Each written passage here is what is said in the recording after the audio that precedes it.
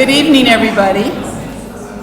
It's great to see all of you. You could be out walking by the beach. It's really nice to see you all here. I'm welcoming you to the Westmont Downtown Lecture Series, Conversations about Things That Matter. I am Bobby Kinnear, and I'm a member of the Westmont Foundation Board. It is the Westmont Foundation Board who sponsors the Westmont Downtown Lecture Series. As you know, the series highlights important topics of the day, topics you read in the news and would like to know more about. The Westmont faculty brings interesting issues to life. They discuss reliable information and are here to answer your questions. This series is a gift to our community. The goal is for those who attend to enjoy meaningful, fundamental, and lively conversations. Please do not be shy and do ask many questions of our fine speaker. Now, I take great pleasure introducing to you Dr. Aaron Sizer, and he, in return, will introduce our speaker, Rebecca McNamara, Westmont Assistant Professor of English. Dr. Sizer is the Director of Academic and Congregational Integration for the Gady Institute of the Liberal Arts at Westmont. Aaron earned a PhD in church history and a master's in divinity from Princeton Theological Seminary. At Westmont, he teaches courses in history, writing, and education. His research focuses on the institutionalization of American mainline Protestantism in the early 20th century, with particular emphasis on war, money, and gender. Aaron closely works with the Westmont Foundation and Westmont's Provost Office in coordinating these very, very special lectures. So thank you, Aaron.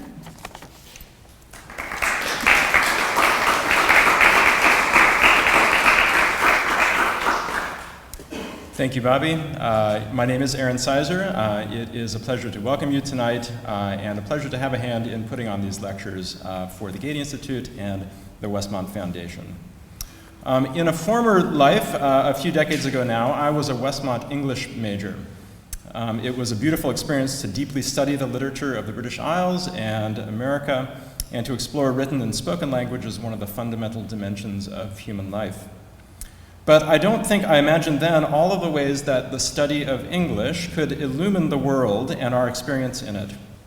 With each new hire since my time in college, the Westmont English Department has drawn connection to whole worlds of meaning, having to do with narratives of race and slavery in the United States, for instance, or film and other media in Anglophone Africa, or the complex interrelationships of language and gender. As good as it was to be a Westmont English major in the late 90s, it's hard not to be a little envious of the experiences that our students are having these days, as they try on new and newly relevant lenses in their exploration of language, its history, and its function. Dr. Rebecca McNamara is one of the faculty who is opening to our community these new possibilities. She's a specialist in medieval English literature, but she resists approaches that would treat that field as a museum of famous works. Instead, she has sought out themes that sound universally through our human experience, no matter the century. Themes like emotion or death, or what we would today call mental health. To imagine medieval people experiencing these things as we experience them is poignant. To imagine them constructing them and writing about them and working through them differently than we do is illustrative and helps us see ourselves more clearly in our own time and culture. Dr. McNamara holds a DPhil from the University of Oxford and has studied and taught in Texas, California, England, and Australia. In addition to her scholarship and teaching, Dr. McNamara worked for a time as Junior Dean of Exeter College at Oxford, a role in which she says she was able to practice something like pastoral care to the students in her supervision. Indeed, she has enjoyed a reputation at Westmont since coming to us in 2017 as an excellent mentor and guide to young people seeking their place in the world. We're delighted to hear from her this evening. Please join me in welcoming Rebecca McNamara.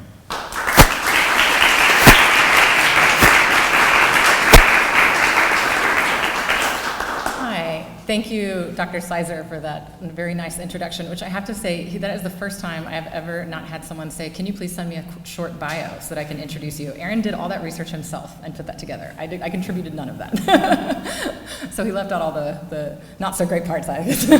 So thank you. And thank you to the Gady Institute and the Westmont Foundation, too, for sponsoring this series. It's, I think, a really special thing that you have a public-facing lecture series like this, so thanks a lot. I'm also really glad that we're in this space, because when you talk about suicide, you really need lots of natural light, right? And I also made sure I didn't wear black at all, right? Someone thought I was actually running across campus barefoot today because my shoes match my blue tights. That was Jeff Aquilin, it was hilarious. So thank you for being here this evening to think about these tough topics.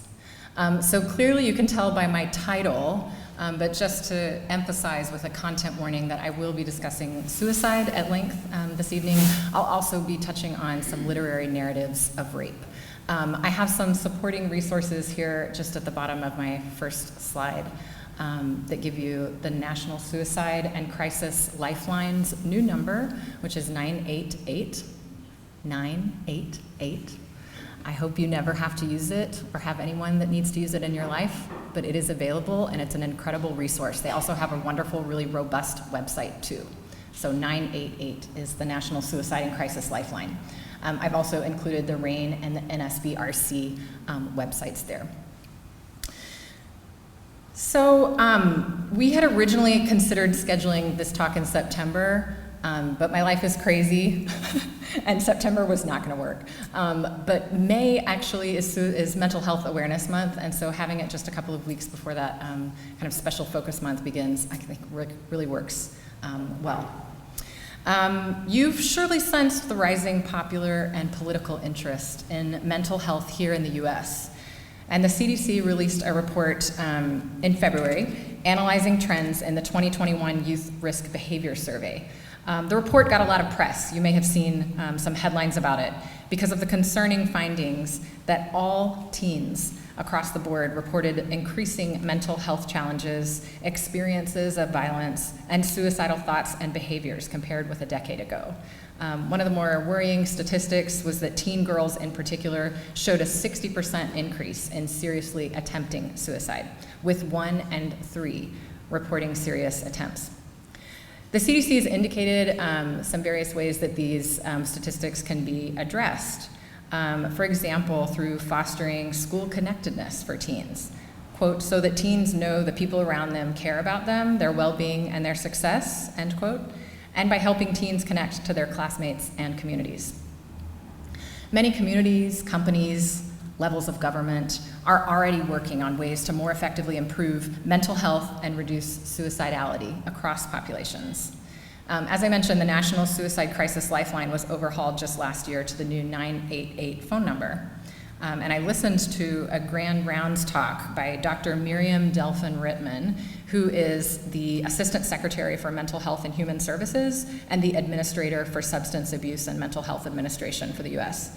So Dr. Delphin-Rittman explained the multiple levels of support involved in the Crisis Lifeline.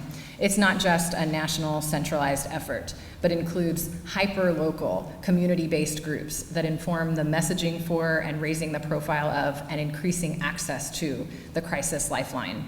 And then they use these local community members themselves to serve on Lifeline support teams. While the US and many governments and organizations are still innovating to find better ways to support mental health and the ongoing crisis of suicide and its effects in communities, they aren't reinventing the wheel. People in the medieval past also struggled with suicide, and they recognized that suicide was related to mental health. And individuals and communities also had multi-leveled approaches to managing the crisis of suicide.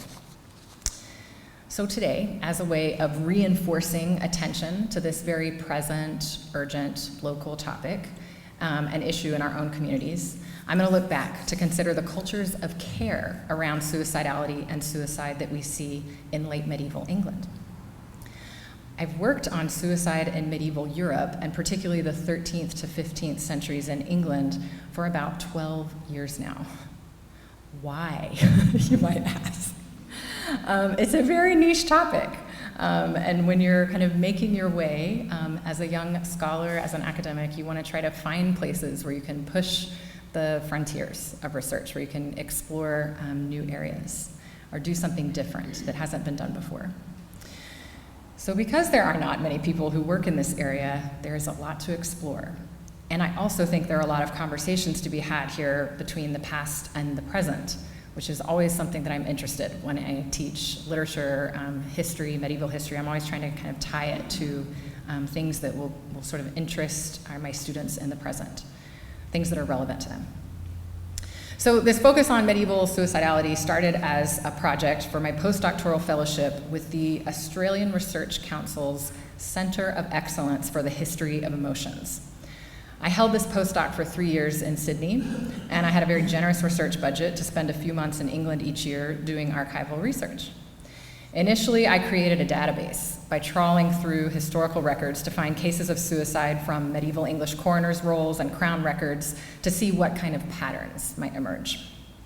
I found 446 total cases of suicide. So first of all, that sentence is many, many months of me poring over medieval documents that you're going to see here in a minute, having to learn medieval Latin and French because nothing was written in English at this time. So that short sentence is a lot of work. I'll repeat it.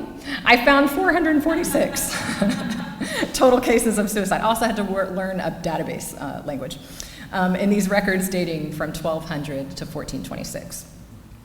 I published some work on that material, and I've used that sort of legal, historical, cultural foundation to turn my focus more towards analyzing suicidality in Middle English literature, which is my main field of study. But before I move on, I'm going to introduce you to some definitions and also to the broader field in which my research is based. So I'll use the word suicide today to refer generally to self-inflicted death, and then suicidal or suicidality to refer to passive and active suicidality. By passive suicidality, I mean a more generalized loss of the motivation to live.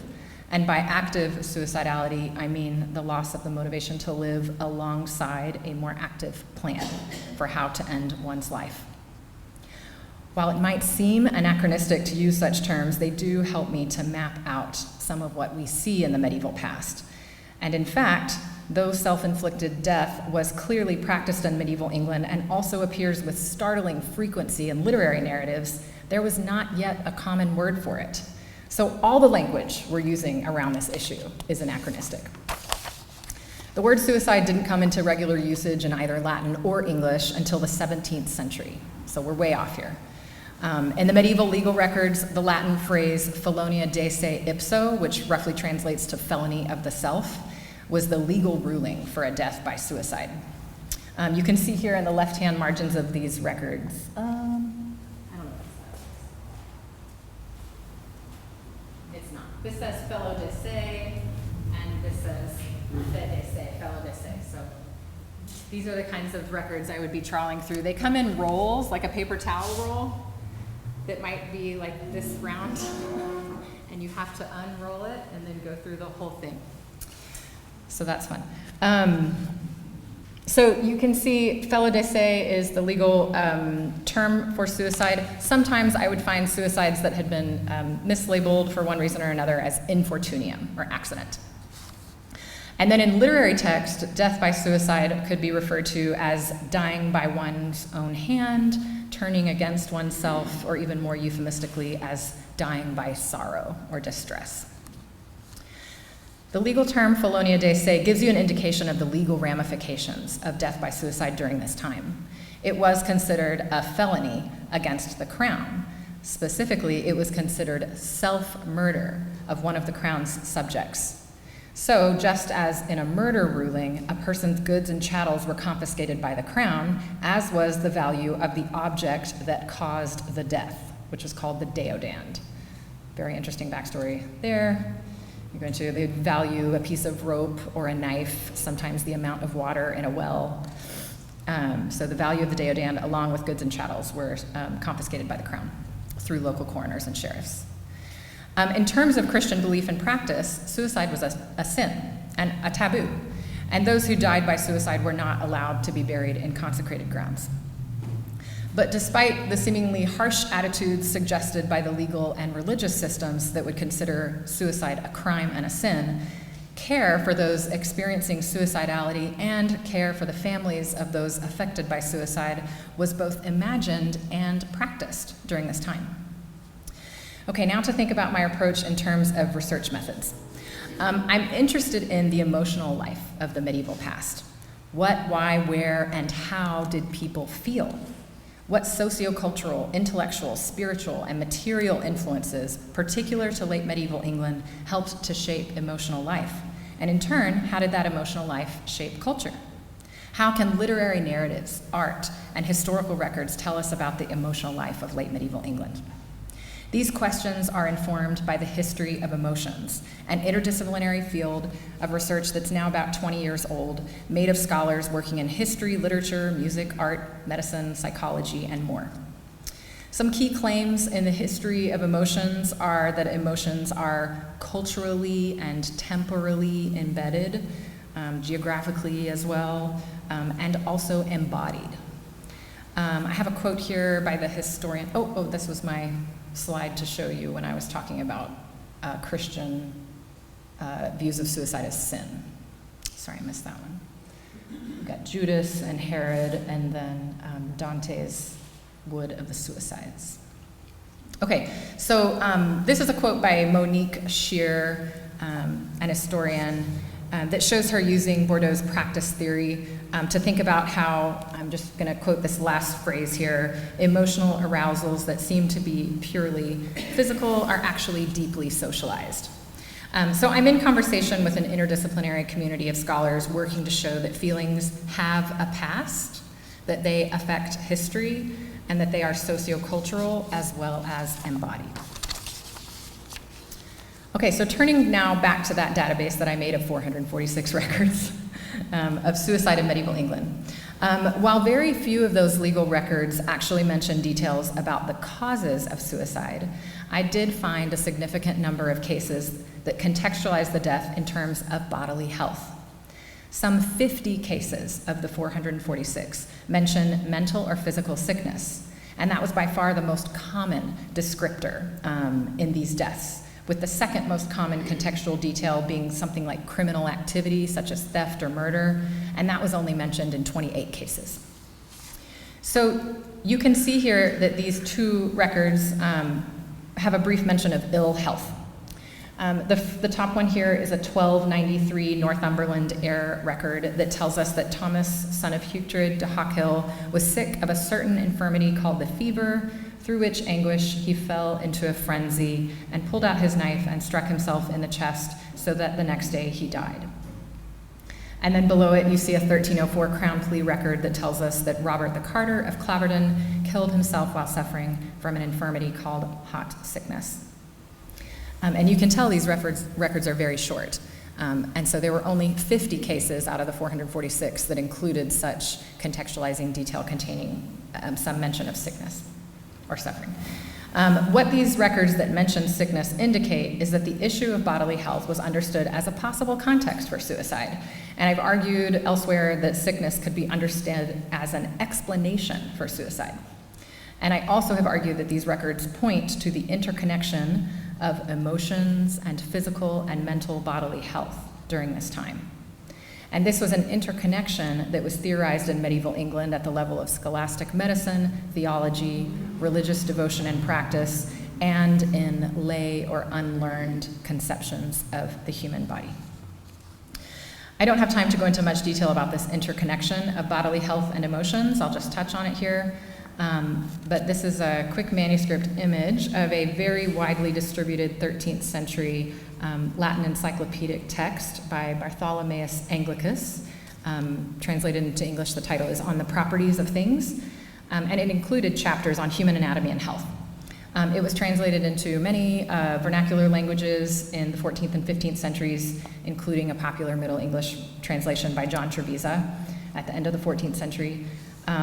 The text compiles specialized knowledge from a number of medical, philosophical, and theological texts.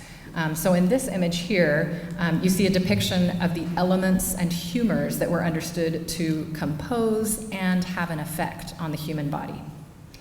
And you can get a sense of that interconnected concept of physical and mental health and their relationship to emotions in this particular quotation from John Trevisa's Middle English translation.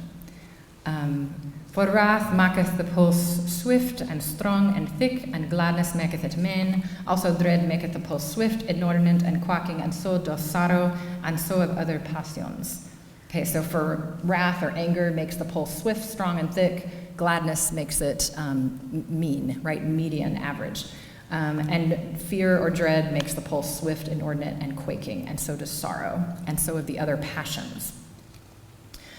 Okay, so when legal records of suicide include details about mental or physical illness or suffering, this indicates to me that suicidality was understood as related to embodied health and emotions.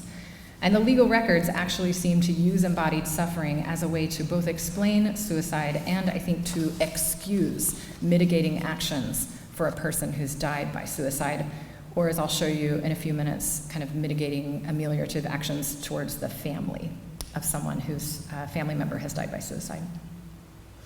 So thinking about what this reveals to us about care and compassion for those experiencing suicidality and their families, the details that we see of suffering and sickness also suggest to me that suicide was not only viewed through a Christian matrix of sin and taboo, which is often how the little scholarship that has been done on suicide in the Middle Ages has previously viewed it, kind of just through this lens of Christianity and sin and taboo.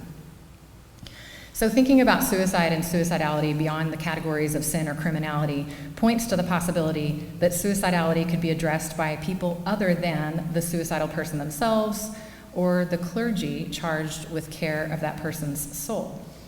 That is, care could potentially come from other people invested in the physical, mental, and emotional well-being, and not just the spiritual health of someone who is suicidal. So I see an opening here for thinking a little more capaciously about who in medieval England could care for someone experiencing suicidality or someone affected by another person's suicide, and how they could do that. Now, alongside this work on the legal records of suicide in medieval England, I've also researched suicide in late medieval English literature. So I published on how Geoffrey Chaucer medicalizes many of his descriptions of suicidal characters, showing how the emotional, physical, and mental health of the body are interconnected, and how other people could therefore both recognize and respond to these embodied interconnections in ways that could either help or harm the person experiencing suicidality. And it's this last part that has kind of more recently captured my attention. How did people in the medieval past imagine and enact practices of recognition of distress and then care to support people affected by suicide? And what kinds of care do we see? Is it institutional, systemic, individual, interpersonal? So these are just, research questions that have been bubbling up. So I'm going to give you two case studies to help us think through how care for suicide in medieval England might have looked. First, I'll use a set of government records from the last decades of the 13th century to show that King Edward I extended compassionate action to a number of English subjects whose family members had died by suicide. And then second, we'll look at a literary narrative from about a century later, a story in Geoffrey Chaucer's Canterbury Tales that shows friends and neighbors responding with care to a woman expressing suicidality. Taken together, these historical and literary case studies suggest both systemic and individual interventions that recognize and can ameliorate or prevent the trauma of suicide. Okay, so first we'll turn to the legal records. As I've mentioned, suicide in medieval English law was considered a felony, so the crown confiscated that person's goods and chattels. Now, this could leave some people in dire straits who were dependent on income or wealth of a person who died by suicide.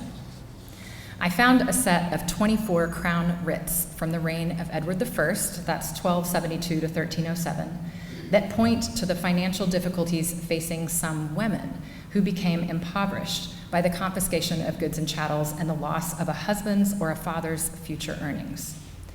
As a clarifying side note, many women did have their own sources of wealth and were gainfully employed during this time. But some women depended more than others on male relatives' wealth or earnings. And for such wives and daughters as these, the ruling of Felonia de Se and its processes of confiscation could be financially ruinous. So we don't actually have the extant original petitions from these women, but we do have these crown writs from Edward I written in response to women who had petitioned the crown for the return of goods and chattels of the man who had died by suicide. Maybe those original petitions exist, but I did not find them in my trawling through the records. They might still be there. And so we can surmise from the responses of these crown writs that the original petitions must have included contextual details, both to describe the circumstances of the man's death, such as his health, and then also the women's impoverishment following the crown's confiscation based on the suicide ruling. The crown writs use language of physical and mental sickness to either contextualize their rulings to return confiscated goods and chattels, or to order local sheriffs to reopen cases in order to consider returning goods and chattels to the petitioners. So I'm just going to show you this one example. This is a 1278 crown writ to the sheriff of Hereford, ordering the sheriff to reopen the case of Robert de Dekestan, who was ruled to have died by suicide, to consider restoring the confiscated goods and chattels to Robert's daughter Alice and his executors. The writ seems to restate material from the original petition. So you can see how much longer this is than those other shorter records that I showed you. So all of these crown writs have much more detail. And I think that's because they're responding to these original petitions and then including details from those petitions to sort of explain what they're doing to the local sheriffs and coroners that the petitions are going to, that the writs are going to. So the writ seems to take material from the original petition, stating that Alice, daughter of Robert de Dekestan, has shown the king that whereas her father, during an acute fever from which he suffered, when left unguarded, drowned himself in a ditch outside Hereford, being led by a spirit of madness through the excessive anguish of heart by which he was oppressed. So you can see how much more lengthy that explanation of health is compared to what I showed you before in the shorter coroner's rules. So the crown here acknowledges the extreme circumstances that had led to the death by suicide, as I think reported by the original petition, while also providing a sort of excuse or mitigating explanation for the crown's decision to consider returning the goods and chattels. Now, interestingly, the king's action is described in these Latin records as compassionating. Why is this not a verb in English, right? So compassionating, language that, while it might function as bureaucratic formula, also implies a moral duty of the crown to be moved by and to mercifully support vulnerable subjects in the face of the trauma of the immediate crisis and then the follow-on effects of the hardships of suicide. So that verb compassionate underlines the tangible effects that these writs could have. However formulaic the expression in the legal records, the crown's compassion restored actual livelihoods to people affected by suicide, to their families. Now, what these crown writs and the lost petitions behind them also suggest to me is a sense of shared responsibility for the care of those connected to suicidality. It was not only the immediate community of family, neighbors, parish, but also the crown itself through its vast and complex system of administration that people could call on to recognize the hardship of suicide and provide a tangible support in the form of financial restoration. So these crown records indicate recognition of the traumatic effects of suicide on the family of someone who'd been ruled to have died by suicide, and the records offer mitigation of those people's circumstances, importantly by using sickness and suffering to explain the crown's compassionate actions. In contrast to the spare details of legal records, we get a more vivid picture of suicide from late medieval English literature. Even though these aren't the deaths of real people, literary depictions imagine potential scenarios, and they engage a reader's feelings in order to shape a narrative. They can also act as models of feeling for readers. Work by scholars in the history of emotions has argued, for example, for the transformative role of medieval devotional literature, now known as in the vein of affective piety, which focused on the suffering of the Virgin Mary and Jesus during the Passion, and which taught readers to feel in particular ways and thus better understand and access the salvific love of Jesus Christ. So readers can be encouraged to feel for people in a text, or to imagine what it might feel like to be someone else, or to feel that person's emotions as their own. By thus engaging readers' emotions, a literary text, I would argue, does something real in the world. I choose specific TV shows for my preschooler to watch based on the animated anthropomorphic animals and the way that they treat one another and process their own emotions. I recognize that she is learning from the emotional modeling practiced by the playful but sensitive Blue Heeler family in Bluey. Check it out if you have not. Or by the kind and inquisitive sweater-wearing Daniel Tiger. These emotional contours of fictional narratives are part of what shapes our emotional lives. So what does Middle English literature reveal about emotions, suicide, and practices of care? Geoffrey Chaucer's Canterbury Tales is a late 14th century fictional narrative of a motley group of pilgrims telling stories to each other while traveling on Christian pilgrimage to the popular shrine of St. Thomas Becket in Canterbury Cathedral. The contemporary popularity of the Canterbury Tales is indicated by its high number of surviving manuscripts, 86 if I remember correctly, and many early printed copies, and some of the tales were even circulated independently of the Canterbury Tales collection, suggesting their value as standalone stories. One of these is the tale by the Franklin. Before you ask, a Franklin is a wealthy, free landholder. And the Franklin story's central character is Dorigen, a woman who experiences suicidality a few times in the narrative. And I'll just briefly comment on this lovely manuscript image. This is the Ellesmere manuscript of the Canterbury Tales, which is our second oldest manuscript. None of our manuscripts are by Chaucer himself or date from his lifetime, probably. He died in 1400. And this one is housed at the Huntingdon in San Marino, so not far away. And if you go to their kind of manuscripts treasures room, you can see a facsimile, which looks exactly the same, really, that's always on display, and they kind of rotate the pages, so you might see the Franklin. He's right over there. I'm going to show you a bunch of images as I talk about the Franklin's Tale. None of them are from manuscripts of the Canterbury Tales, because this is the only kind of illumination image you see in the Canterbury Tales, just the pilgrim teller on horseback.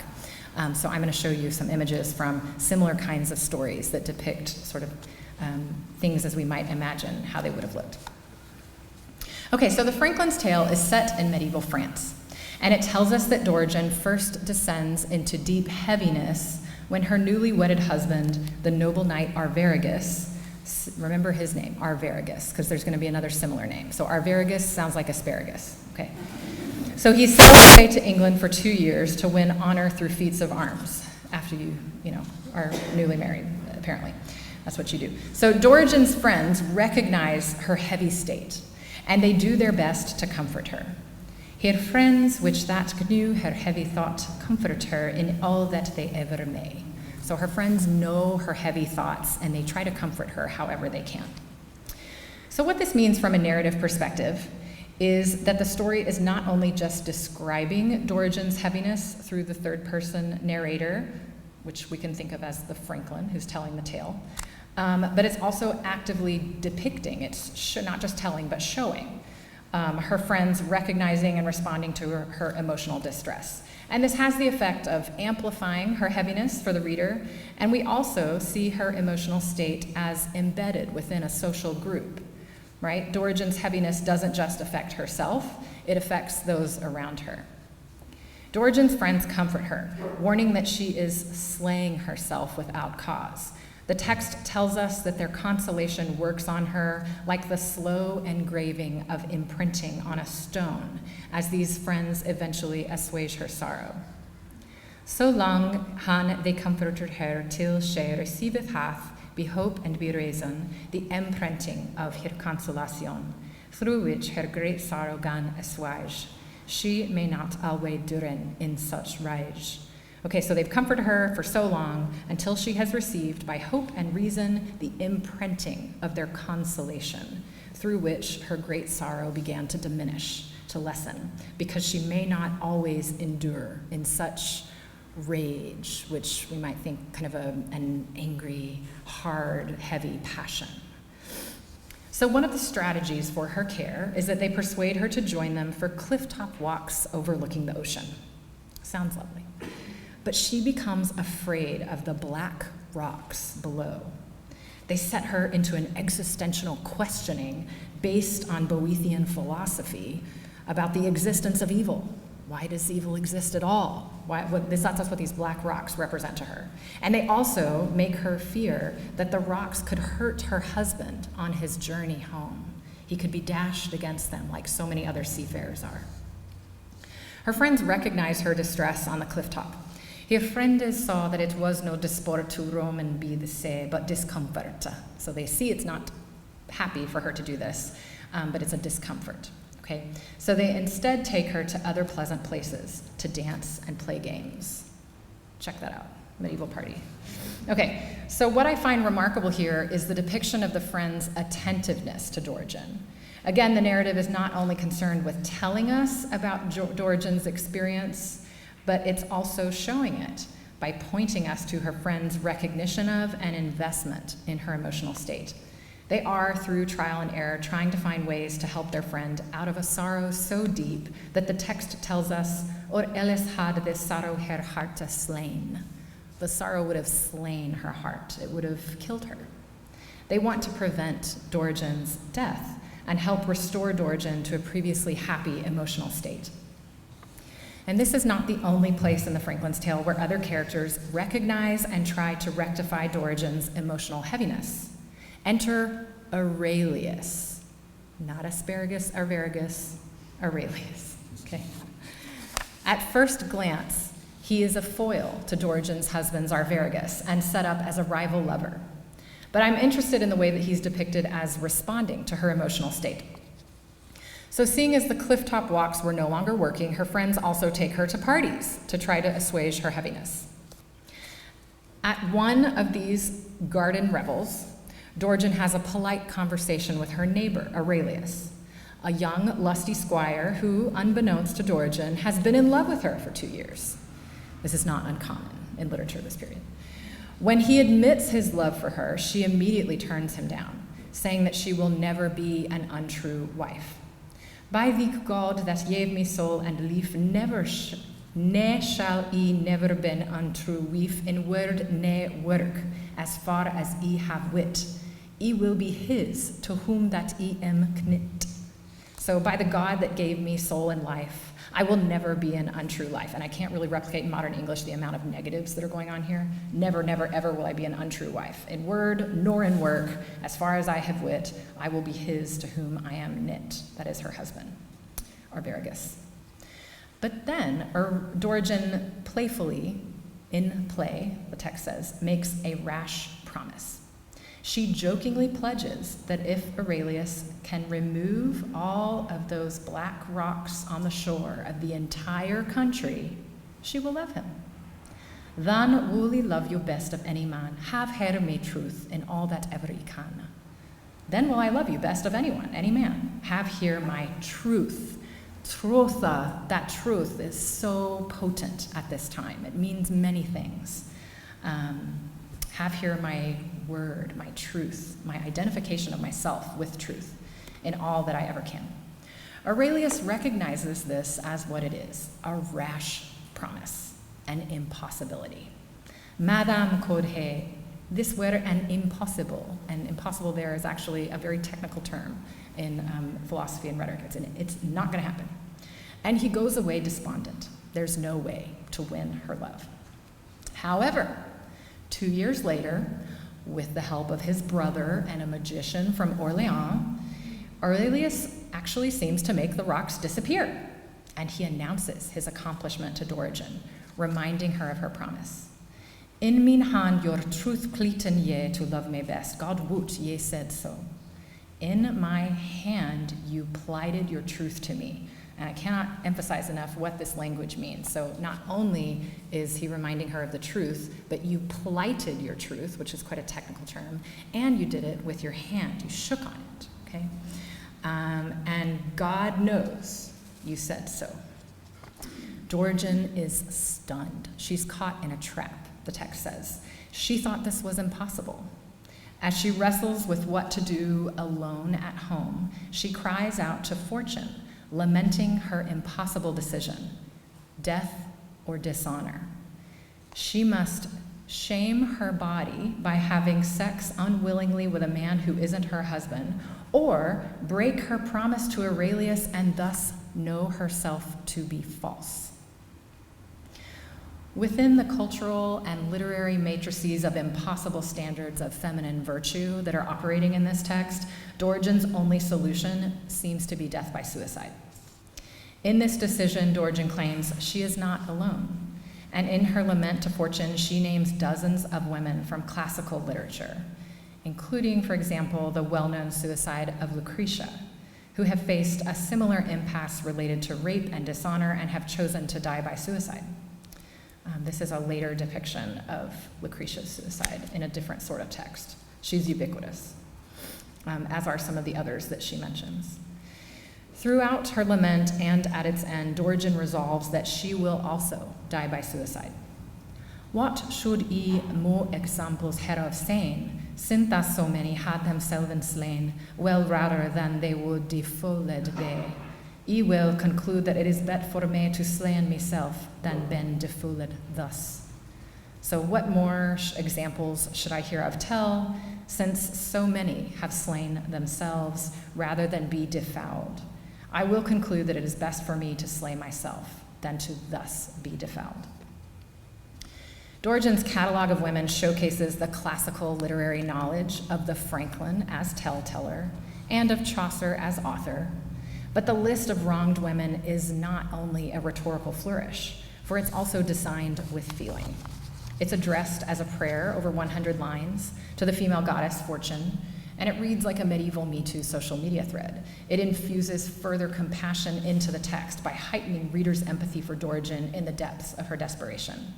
We readers wait as Dorigen wrestles with what to do, expecting that she will follow the example of the many women in her lament. At this point in the narrative, she's alone. She has invoked this great cloud of women witnesses to her suffering, but they are legendary. They aren't actually there with her. And we feel the absence of her caring community of friends. Who will intervene to help Dorigen if the goddess Fortune does not? And to be clear, we don't expect the ambivalent force that is Fortune to exercise care. Fortune's forte in the medieval tradition is in bringing high-born people like Dorigen from high to low on her ever-turning wheel. Dorigen's husband, Arviragus, coincidentally returns from England, finding her in distress as she weighs what to do. Surprisingly, Arviragus decides that Dorigen must uphold her promise to Aurelius, since her honor and personal truth is at stake, and he sends her with a servant off to find Aurelius. When a very clearly shaken Dorigen, it describes her half as she were mad, she's just walking through the streets half crazed. So she meets Aurelius, and she tells him that she will keep her promise. Aurelius is so moved to compassion by her extreme distress and by her husband's bid that she uphold her truth that Aurelius releases Dorigen from their former agreement. The text depicts Aurelius like this: "And in his heart he had great compassion of her and of her lamentation, and of Arviragus, the worthy Nicta, that bade her holden all that she had hickta. So loath was him his wife should break her troth, and in his heart he caught of this great ruth." So in his heart he had great compassion of her and of her lamentation. So it's kind of referring to the way she looks because she's so distressed, as well as her words. And he also is having compassion because he understands Arviragus, the worthy knight that's bid her to hold to that which she promised, because he was loath that his wife should break her truth. So again, that emphasis on this idea of truth. And so Aurelius in his heart has caught of this great ruth, and ruth there is a really interesting word to use, but it essentially kind of means mercy or pity. So Aurelius shows remarkable emotional awareness. He thinks past his own lust to consider Dorigen as a suffering person in need of care, lest she destroy her life through death by suicide. The text has said that she would rather die that day than do this, than sleep with him, essentially. And so he does what's in his power to remove her distress. He releases her from their bond. I you release, madam, into your hand. The cost of that release, the loss of her as a sexual partner, as a potential lover, the debt of money that he paid to the magician to have the rocks removed, it was an enormous amount. It is weighed by Aurelius as less than the value of helping to restore Dorigen's emotional health, which will in turn preserve her life, as well as her truth. Now, scholars have been right to point to the patriarchal man-to-man rivalry that this story does serve. Indeed, one of the tale's explicit morals is that a lower-ranking squire can be as genteel as a higher-class knight. It is, in this sense, a tale about masculinity, about how to be a certain kind of aristocratic man. But the tale also shows Aurelius so affected by Dorigen's embodied emotional distress that he does not enforce her to unwilling acquiescence to have sex with him. Granted, choosing not to rape someone and not to cause them further distress that will likely end in death by suicide is a very low bar. But I'm fascinated by the narration of the emotional processes in the text. Characters are attuned to one another's feelings and to acknowledging their own feelings. For Aurelius, Dorigen's sorrow and the fact that she sooner would have died that day than have sex with him supersedes his own desires. The story does certainly serve the men by highlighting their honor and sacrifice, but there are also just really fascinating things going on at the interpersonal affective level, and these effects that the emotional attunement can have on a person and a community's life. So to me, the tale seems to be an important intervention in showing Aurelius acknowledging this woman's distress and extending care to her so that she does not die by suicide. Aurelius's practice of compassion echoes the care shown to Dorigen earlier by her friends, who were so concerned by her deep emotional distress. And it prevents her, of course, from joining the legendary women that she recalled who died by suicide, thus reinforcing the tale's models for actively recognizing and actively caring for someone struggling with suicidality. At the very end of the tale, so this is kind of moving back to the Ellesmere manuscript of the Franklin's Tale, the Franklin tale teller asks the audience, and I'll point to where this is. Can't really tell. This is a big illuminated initial L, and I'm talking about these two lines here, and this is the end of the tale. So the Franklin tale teller asks, Lordings, this question then would I ask nu, which was the most free, as thinketh you? The Middle English word free there translates to generous. Which person do you think was the most generous? The question is posed within the Canterbury Tales frame narrative to the group of pilgrim listeners to which the Franklin is telling the tale. But it's also, of course, posed to the reader or to an audience of listeners or readers. It turns the story into a conversation. And when thinking about the emotional awareness and the responses to others' emotional states that we see in the text, I think it's possible to interpret this question as who puts others' lives before their own? Who supports their neighbor, their friend, most effectively? This interpretation highlights the acts of care for those who are suffering within the tale, and it invites us to actively discuss them. These two case studies of lives affected by suicide in the medieval English past have many things to tell us at the level of culture, at the level of administrative government and legislation, and also at the level of the interpersonal. Something that stands out to me is that the care offered in both the legal records and in Chaucer's literary narrative does not come from the areas of medicine or religion, two areas that we might think would be expertly equipped and well-placed to intervene and support either those considering death by suicide or managing the fallout from death by suicide. Rather, the support that we see in these cases comes from lay or secular networks of support in government or local communities. This is not to say that people and their families and the records of Edward I did not encounter the church and its officers in a multitude of ways during their lifetimes. They most certainly did. And this isn't to say that Chaucer's literary narrative represents an actual sociocultural network. It's fiction. However, there are nonetheless lay networks of support imagined and depicted as actively recognizing and addressing the personal and communal health crises of suicidality and death by suicide, which we can see from these records was an issue that not only affected embodied individual health, but the economic and social health of communities as well. These accounts indicate that care and compassion for those affected by suicide could fall to a wide remit of people, not only those formally trained in or directly tasked with the corporeal and or spiritual health of a person. In the late medieval English imagination, a friend, a neighbor, a spouse, a government agent could also provide active support and care for those affected by suicide. This thinking beyond those immediately professionally trained to care for someone who might be suicidal opens up vast space for inquiry into how everyday people could, should, and did care for people experiencing suicidality and its effects. And to me, this is where the medieval past speaks urgently to our present. We may not know exactly how medieval English people felt, but King Edward I's compassionate responses to petition of suicide cases and these emotional arcs of the Franklin's Tale are historical and literary witnesses of people responding practically and with feeling to care for people affected by the trauma of suicide. As readers of these narratives, we're reminded of the systemic and personal ways that we might support people around us, especially in hard times. Are there policies or laws that you can support that would assist people who are systemically vulnerable to poverty, who would suffer inequitably if they lost a primary income earner?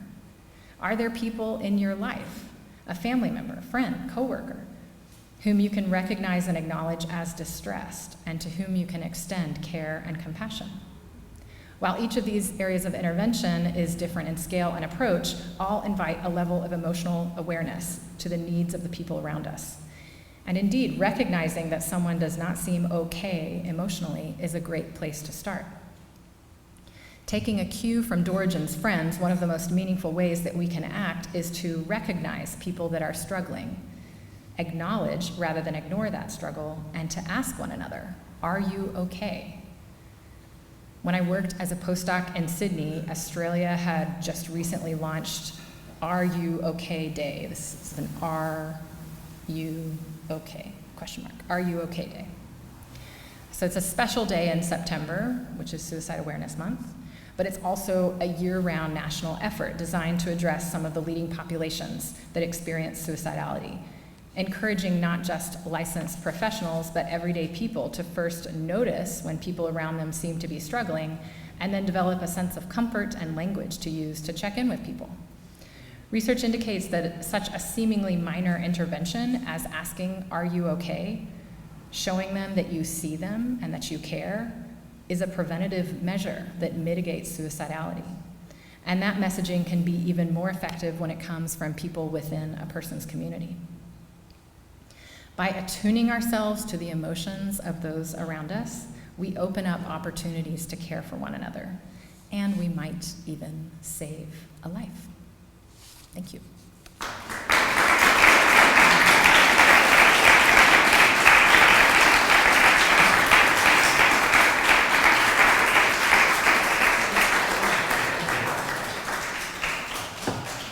So thank you. That was long, that was a lot. It was a lot of Middle English, a lot of medieval Latin. But I would love to hear your questions. I understand there are a lot of students in psychology here. I see some English students, and yeah, hit me up. I will learn a lot from the questions that you have, I'm sure. Mm-hmm. Is suicide viewed more like a primarily spiritual thing or like a physical thing? Yeah, good question. So the question was suicide viewed more as, okay, you said a spiritual thing? Something like that versus like a physical illness. Got it, okay. Was it viewed more as a spiritual thing, religious thing, or as kind of a physical illness thing? I would say they're not necessarily binary, first of all. They're quite intertwined. And so the scholarship that's been done mostly previously on medieval suicide has really focused on kind of viewing it through the lens of seeing suicide at the time as a spiritual sin or illness. And so what I've seen through my research in the legal records and other cultural contexts is that it was actually viewed in many other ways too. And so especially kind of seeing it as through these mentions of bodily health that are mentioned in quite secular contexts or bureaucratic contexts. It's not that those concepts of health were totally divorced from spirituality. They were certainly intertwined during this period. But I think it gives us an inroad to think of people viewing suicide as connected to what we would think of as mental health. And we have to remember at this time that there's not the division between sort of bodily, physical health and mental health. They are one. This is, pre-Descartes. So I don't know if that answered your question, but thank you for that. Yes? Did you notice what the gender split was in records of suicides? Yes. Did we notice what the gender split was in the records of suicide? So females go underreported across the board for everything in the Middle Ages. So it would go without saying that their deaths on all kinds of deaths for females would be underreported. So I certainly had many more males than females. I don't have those numbers in front of me anymore. I used to be much more familiar with them when I worked really directly with that database that I made. But yeah, you'd certainly see more men. One of the previous historians called Alexander Murray, who has written a couple of books on suicide in the Middle Ages and kind of writes in much more like overarching historical medieval Europe terms, doesn't really dig in. He kind of makes a suggestion that the idea of a woman killing herself was like so hard to manage, just that idea, that that would further cause it to go underreported. There were a lot of suicides generally too that were categorized as accidents, especially if they were drownings. It's kind of hard to kill yourself without a gun.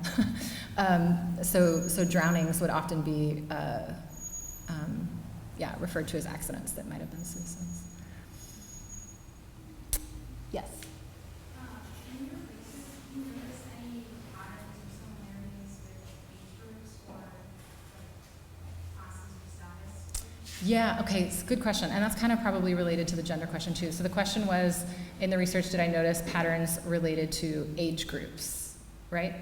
And also social status, was that what you're asking? Right. So again, with social status, that also probably has a little more to do with this idea of who would be reported and how they would be reported. So just as today, there are probably socioeconomic classes that are underreported or differently reported for a number of complex reasons. One of the reasons, and other scholars have noticed this, is that the goods and chattels were confiscated and the value of the deodand. So this is terrible to say, this is essentially like a money-making enterprise to classify as a suicide. Because for an infortunium, an accident, the goods and chattels would not be confiscated by the crown. And in some cases, we have records where local coroners and sheriffs would be taking some off the top, right? So they would be benefiting from the confiscation. So if you didn't have any goods and chattels to confiscate, you could probably easily see how that might go underreported because it would not matter financially to the crown or to anyone local during the reporting or investigating. And then as far as age groups, age is kind of hard in the Middle Ages anyway, and I had a whole category for age in my database, and a lot of times the age was not given. So it was hard to track that kind of information.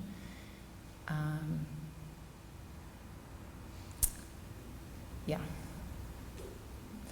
Answer this student back here. You talked about how there was like an economic incentive reported as suicide, so that not even any accidents being falsely reported? Yes, so the question was, with the suggestion of economic incentives to report suicide, did that lead to accidents being falsely reported as suicide? Yes, absolutely. There's a scholar called Sarah Butler who's written a couple of journal articles. One of them kind of talks about this. Thank you for a very fascinating talk. I'm wondering, what role, if any, what impact did the Great Plague, the Black Death of the 14th century have on perceptions, not only of suicidality, but of mental health in general? Because you had that massive youth population, all kinds of, it was such a huge thing. You obviously know well. Yeah. Did that come up as something that changes perception or changes approaches? Or even just the way they treated it legally, does that change? That's a good question. Okay, so the question was, did the Black Death, which would have been basically like kind of mid to late 14th century, like second half of the 1300s sort of, did that change sort of perceptions around suicidality and reporting trends? So I did not go into that much detail tracking across time.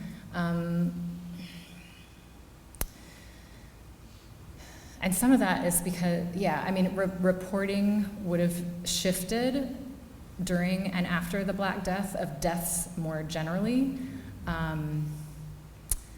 My data went from 1200 to 1426.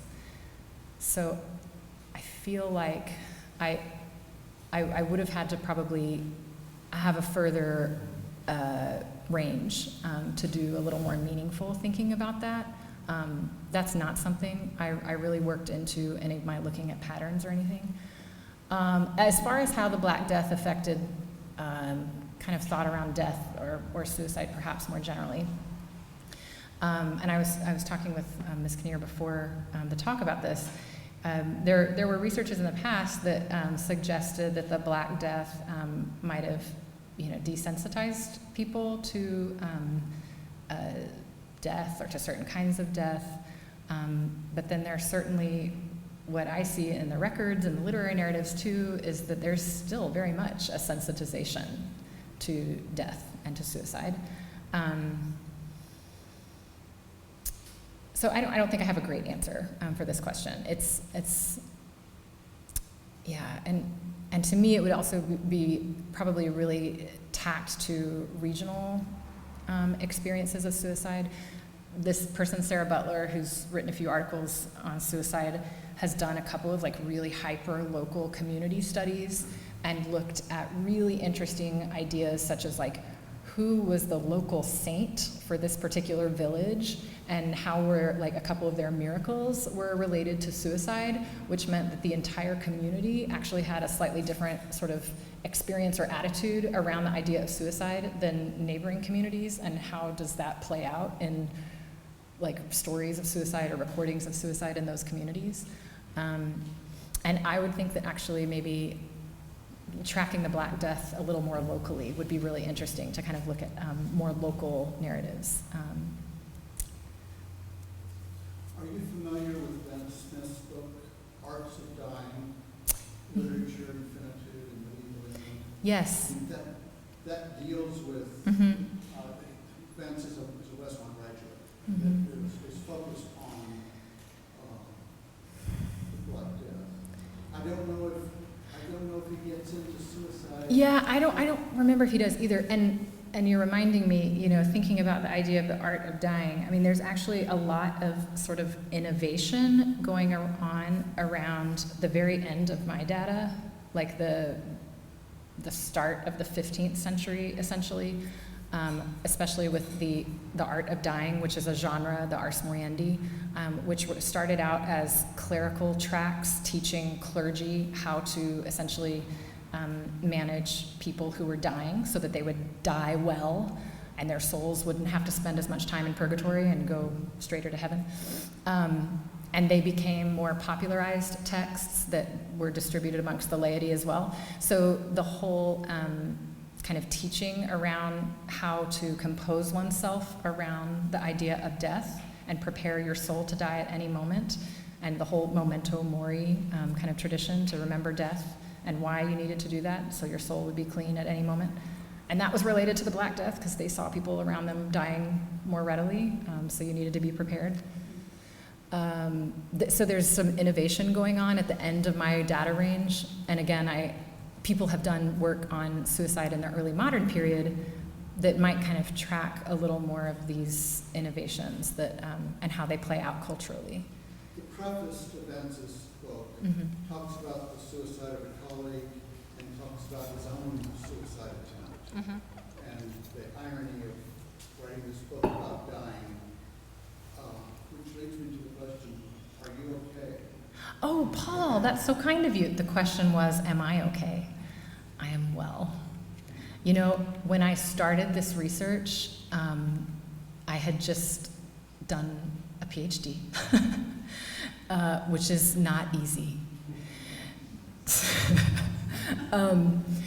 And I'd lived in England for 6 years and definitely had seasonal affective disorder. I'm just coming from Texas. I was like, wait, where there's no sun anywhere. The sun goes down at like 3:30 and it's always rainy and cold. It was like seriously a problem. So I had actually just moved to Australia to take up this postdoc in this project. And it, like, Sydney is a stunning city. It's amazing. If you ever have a chance, it's my favorite city in the world. It's so beautiful and sunny. And it was the perfect place. Yeah, I'll need to go. It was the perfect place to do this kind of project because I knew that I needed to be literally in an environment where I felt, you know, supported in my research, which I did. The CHE, the Center of the History of the Emotions, I had so much mentorship. I had fellow postdocs. Like, it was a really wonderful research environment to be in. It was very supportive. I did some teaching, which I love so much, and so that was generative. So doing this research work, and even when I even when I got to go back to England and trawl through the archives, it was just very fascinating to me because I was doing this kind of work that no one had really done in this way before, and so it was fun. It was the exploration itself was really interesting. So the preface to Alexander Murray, this historian who's written a couple of books on suicide, he talks about how if you write on this subject, stop work at, he's working in England, so he probably had to stop work at like 3:15, you know, before the sun went down. But stop work before sundown, don't work on it at night, and like basically practice self-care. So I have done that during this research. But having a robust research network, which I do, and friends and colleagues that kind of work on similar sorts of things helps and makes it just really exciting to do this kind of work. And I feel that it also, just gives me further impulse to care about the people around me, but also draw boundaries. Yes, Joanne. You said that out of the 400 plus documented cases of suicide, about 50 or 53 were related to bodily or mental illness. Can you talk about what some of the other reasons were? Or are those Yeah, sure. Right. So I said 50 related to sickness, and then 28 were the next most, like where there was any contextualizing description at all. The next would have been the 28 that related to criminal activity. And that's a really interesting one, because it would be like the person had just murdered someone, or they had just had a theft that had happened.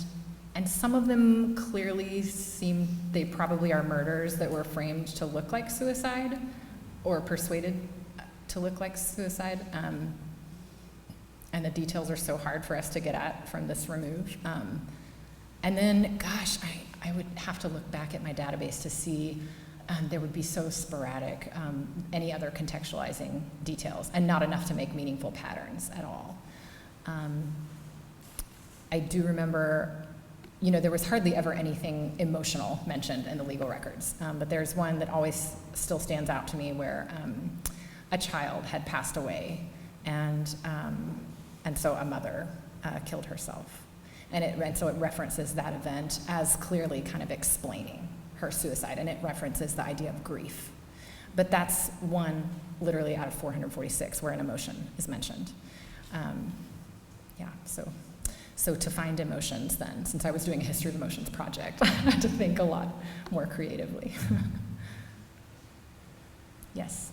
The characters you mentioned, empathy, the word empathy Mhm. hit me. So I was wondering, in its personality characteristic, I think.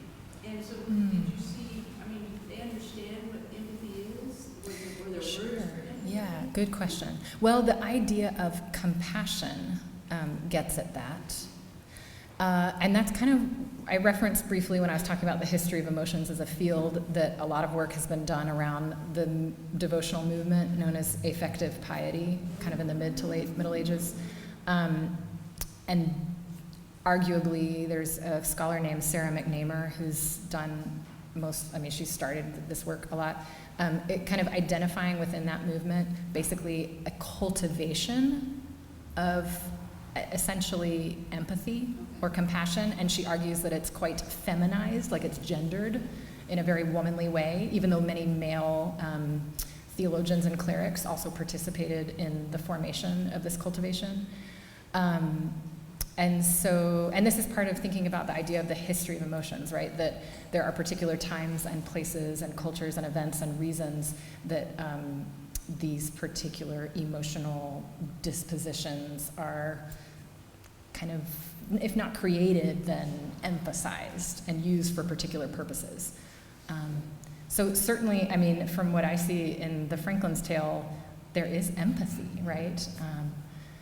And also, I mean, I was teaching a Chaucer text today where there's like a misreading of empathy, like it's missed between a woman and her woman friends who come around to kind of comfort her, like they don't really get what her position is, and the text plays on that.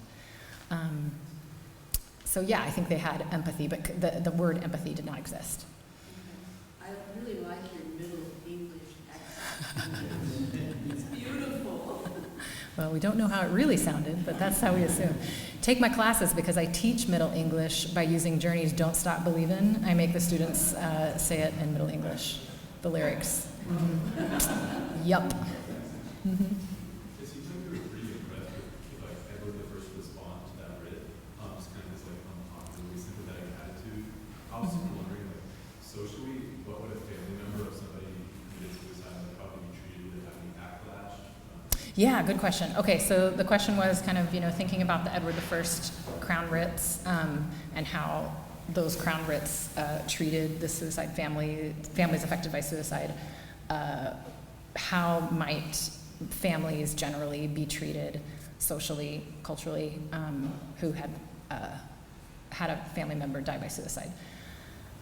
And this is where, I think it's more interesting to kind of delve into like hyper-local studies that would explore that. It was certainly a taboo. So there would the body couldn't be buried in consecrated grounds. So there would absolutely have been a sense of ostracization, I'm sure. And so that's why this work I'm doing now, I'm thinking about like care and compassion, is trying to address some of that, to say, okay, well, if we kind of just think about it though, not from just like this religious lens that sees it as sin or taboo, how else can we see people actually intervening and caring for one another? And to me, those crown writs are remarkable because they show, it's an overriding of the law as well as cultural taboo, right? And the idea that it uses this sickness is, I think, part of what it's doing is using sickness to excuse those overrides of taboo, of the law, et cetera. But yeah, again, I think it would be interesting to like look at more local examples, and to me, like literary examples of people caring. Yes. If you have sickness, it's not your fault. Well, if you have sickness, it's not your fault, was the question. In the Middle Ages, there was also, particularly with mental sickness, like if someone is out of their mind, that could sometimes be seen as punishment for sin. It could also, though, be read as So you're especially touched by God in some instances. So yes and no. Okay. And I think you see some of the legal records playing with that ambiguity. Right.